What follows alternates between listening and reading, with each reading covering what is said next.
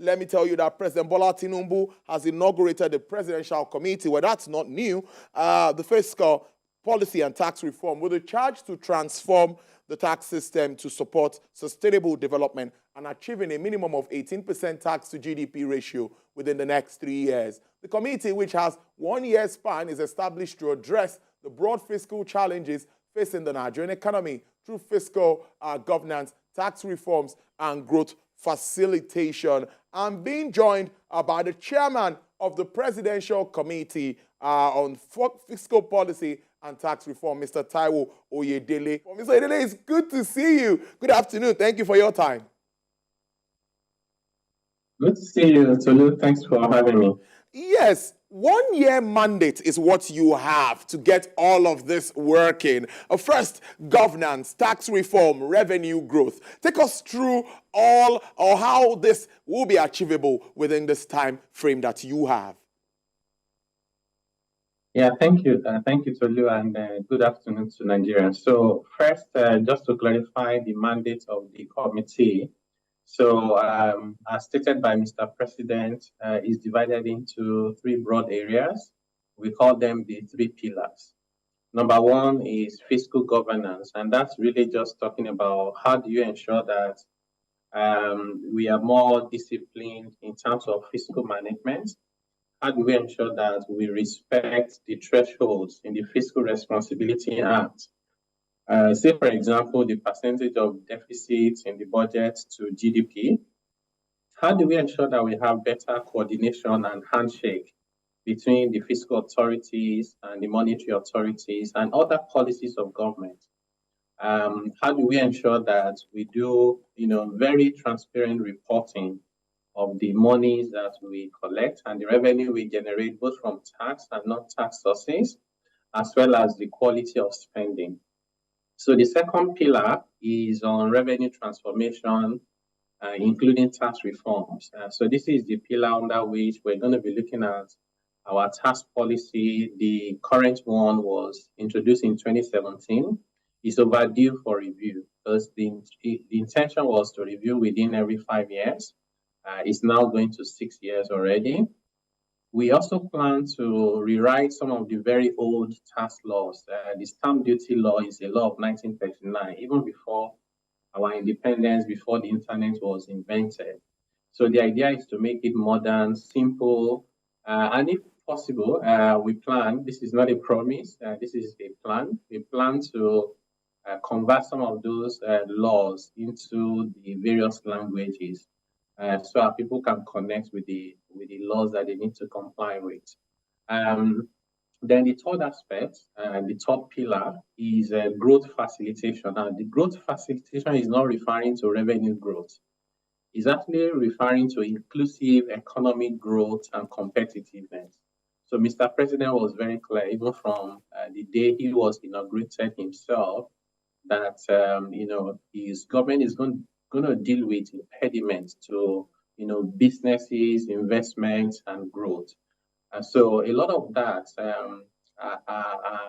you find a lot of those issues in the fiscal space and tax. So this is where we're going to be looking at what are the impediments if you want to do export. What are the impediments when you do import? You are setting up a small business, a large business, and issues to do with even, just Nigerians who don't want to relocate abroad. I know many Nigerians want to relocate, but we also have to acknowledge that there are so many Nigerians who would prefer to be in Nigeria and work within the global value chain, where they can sit down in Lagos, in Kano, in Ekiti, and earn dollars, especially our smart young people. But then we have provisions in our tax laws that make it more difficult for global companies to employ Nigerians in Nigeria to work for them. Can we then not address that so that we provide opportunities for our people? Mr. President has promised about 1 million digital jobs in the digital economy. So we think some of these interventions will help. So broadly, those are the mandates of the committee. And then Mr. President has given us a period of 1 year divided into 3 milestones. Number 1 is quick wins within the first 30 days, and that's counting already from 2 days ago. where we look at the issues that can be quickly addressed, particularly the ones that don't require amending the law, because we can't amend the law, possibly in 30 days. And then the second phase is the first 6 months. The first 6 months is when we look at critical tax reforms.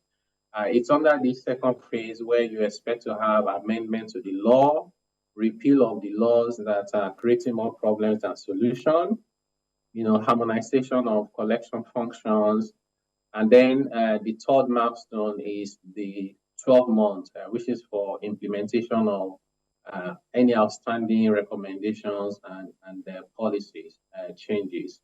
So both the 30 days, the 6 months, and the 1 year, we run concurrently, which means we don't wait until the end of the year before we start doing implementation. So in a nutshell, this is the mandate of the committee that I have the privilege of being asked to share in our pursuit of a better Nigeria.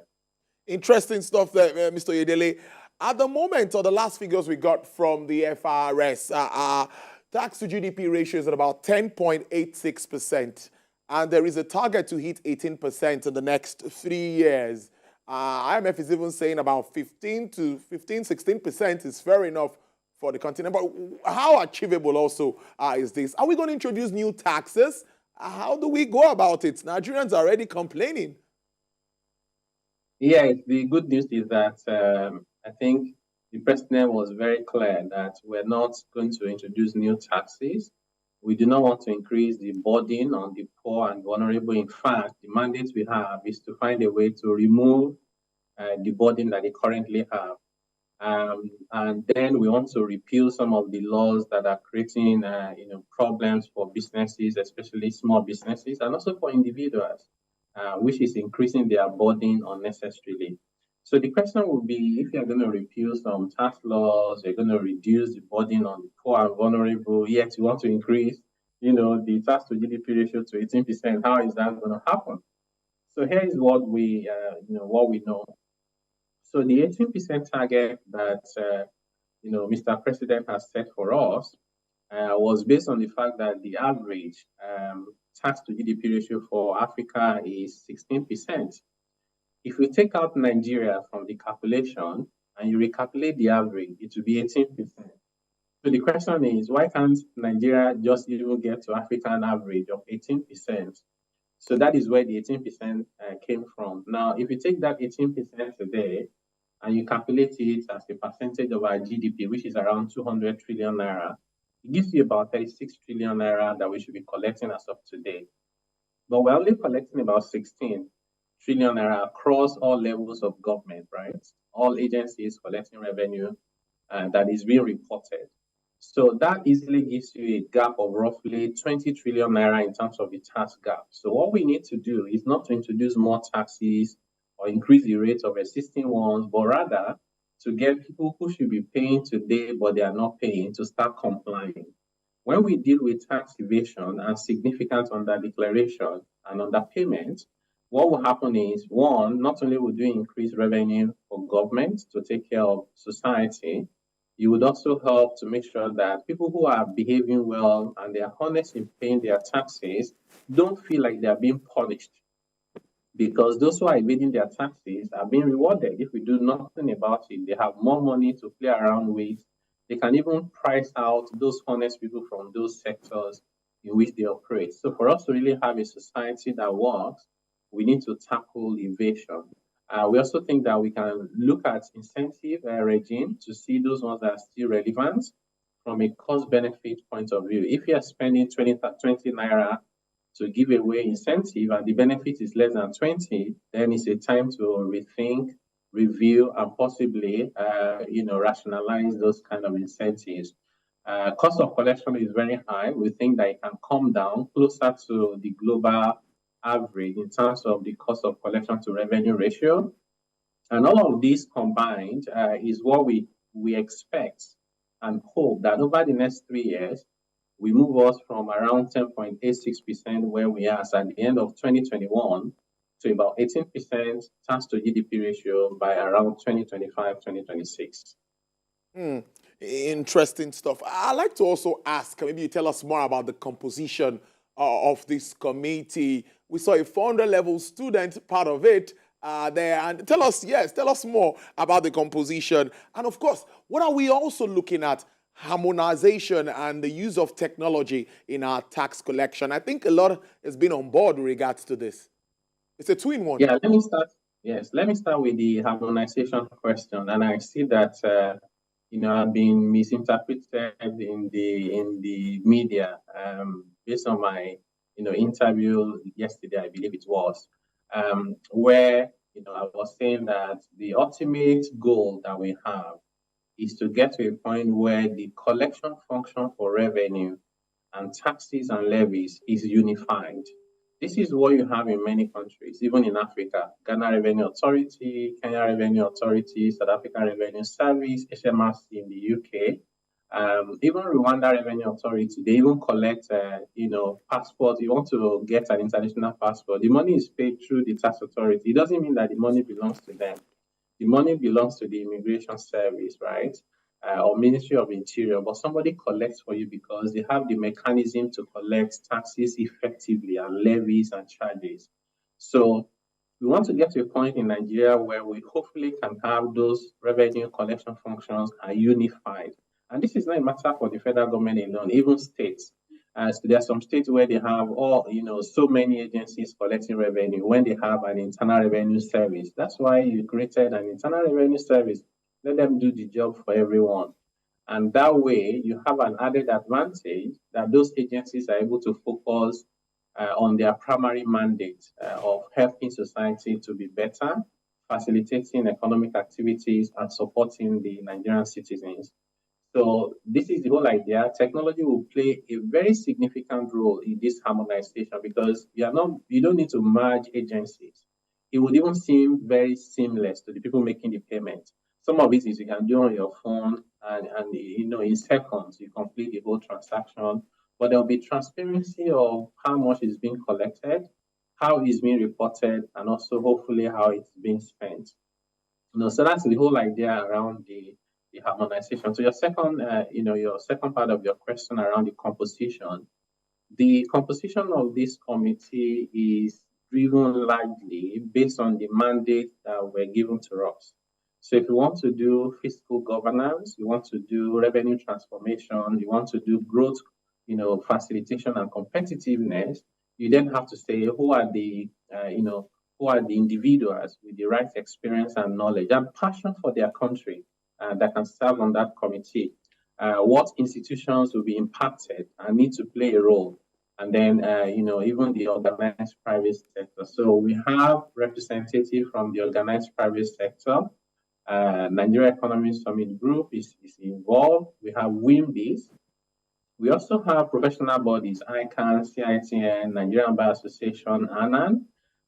Then we have government MDAs, Ministry of Finance, Industry, Trade and Investment, Ministry of Justice, NIPC, of course, FRS, Joint Task Board, Customs Authority, Nigerian Customs Service, the Central Bank of Nigeria, MBS, and so on and so forth. So altogether, about 38 institutions are represented. Now, the ORIRE, involvement, the 400 level students, was our idea of bringing the youth to also come and join us in this nation building. And we thought that, there are some students with their very, very little resources. They've been doing a lot over the past many years. I know this because I support them and I mentor them. So these students, sweat and raise money, sometimes 100,000, 200,000, and they do amazing stuff and they call themselves tax clubs. So if you see young people who are doing a lot with very limited resources, with passion for their country, and they're actually very smart, they challenge even those of us who are experts in that field. So we thought that it would be a good idea to bring them on board. They're not full members of the committee, right? But they're going to be working with the secretariat, sitting down, during our meetings, making notes, doing research, and also contributing. We will listen to them. We know that they'll come up with some brilliant ideas. So Orire, who was at the inauguration at the State House, was representing that constituency of university task club. So that is the whole idea. But when we start doing the work, which is now, we're then going to rotate different universities across Nigeria so that everyone has the opportunity to work. Not every student in that university, I mean every task club of universities across Nigeria have the opportunity to work with the committee. Brilliant stuff as usual. We'll keep a tab, we'll keep monitoring, and we hope to have you in to give us updates as you move on. I wish you all the best in this new role. Chairman of the Presidential Committee on Fiscal Policy and Tax Reform, Mr. Tari Edele, thank you so much. Thank you, Tolu.